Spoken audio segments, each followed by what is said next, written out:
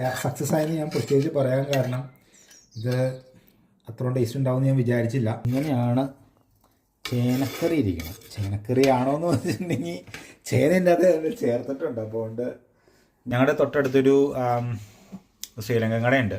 അപ്പോൾ ഞങ്ങളിന്ന് അവിടെ ചെന്ന് കഴിഞ്ഞപ്പോൾ നല്ല ചേന ഇരിക്കണമുണ്ട്. അപ്പോൾ എൻ്റെ വൈഫിന് ചേന കാര്യങ്ങളെന്നൊക്കെ പറഞ്ഞ പുള്ളിക്കാരിക്ക് ഭയങ്കര താല്പര്യമാണ്.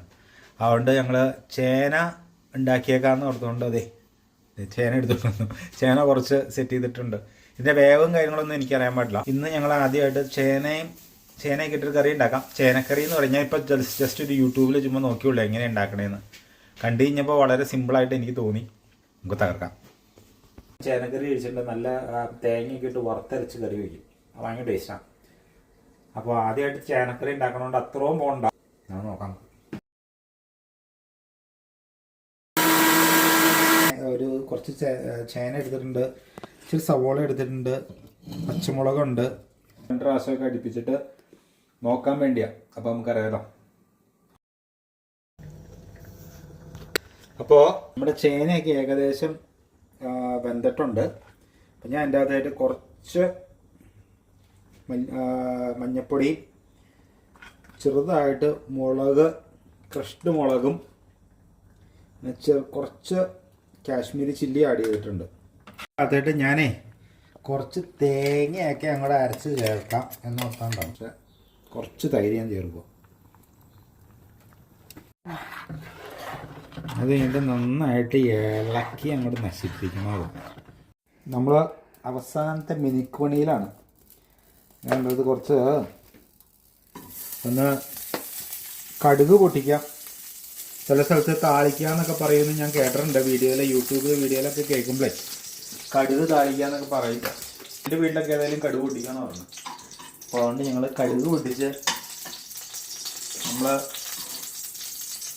ഇന്നത്തെ കുക്കിങ് തീർക്കുവാണ്. കടുക് പൊട്ടിക്കാനായിട്ട് ഞാൻ കുറച്ച് കടുക് പൊട്ടി എല്ലായിടത്തും തെറിച്ചിട്ടുണ്ട്. അപ്പോൾ നമുക്ക് ഇനി ഇത്ര സാധനങ്ങൾ ഞാൻ എൻ്റെ അത് ഇട്ടിട്ട് ചെറുതായിട്ടൊന്ന് വറുത്തെടുത്ത് നമുക്ക് നമ്മുടെ കറിയുടെ അകത്തായിട്ട് ചേർക്കാം. അപ്പോൾ ഇത് ഇതിൻ്റെ അകത്തോട്ട് ചേർക്കുന്നതോടുകൂടി ഈ പരിപാടി ഇവിടെ വെച്ച് തീരുവാണ്. കടുകൊക്കെ വറുത്ത് നമ്മൾ ചേർത്തിട്ടുണ്ട്. ഇങ്ങനെയാണ് ചേനക്കറി ഇരിക്കണം. ചേനക്കറി ആണോ എന്ന് പറഞ്ഞിട്ടുണ്ടെങ്കിൽ ചേനേൻ്റെ അത് ചേർത്തിട്ടുണ്ട്. അപ്പോൾ കൊണ്ട് ഇങ്ങനെയാണ് ഞങ്ങളുടെ ചേനക്കറി. ഇതല്ലാട്ടോ ഞാൻ പറഞ്ഞ പോലെ നമ്മുടെ ഇതുപോലെ ഞാൻ ഇരിക്കുന്ന ചേനക്കറി ഞാൻ ആദ്യമായിട്ട് കഴിക്കുന്നതാണ്. പക്ഷേ നാട്ടിൽ തേങ്ങയൊക്കെ വറുത്തരച്ചൊരു കറി ഉണ്ടാക്കും. ഗംഭീര ടേസ്റ്റാണ് സാധനം. നമ്മുടെ ലഞ്ച് റെഡി ആയിട്ടുണ്ട്. അപ്പോൾ നമുക്ക് ലഞ്ച് എന്താണ് പരിപാടി എന്ന് നോക്കാം. ഞാൻ കുറച്ച് ചോറ് ഇങ്ങോട്ട് ഇടുവാണ്. പിന്നെ പന്നി ഫ്രൈ. സക്സസ് ആയെന്ന് ഞാൻ പ്രത്യേകിച്ച് പറയാൻ കാരണം ഇത് അത്ര ടേസ്റ്റ് ഉണ്ടാവുമെന്ന് ഞാൻ വിചാരിച്ചില്ല. എന്തായാലും അത്യാവശ്യം കുഴപ്പമില്ല. ചേന കുറച്ച് വെന്ത് കൂടിപ്പോയെന്ന് വേണം, എന്നാലും കുഴപ്പമില്ല. വേവാതിരിക്കണേ നല്ലതാണല്ലോ.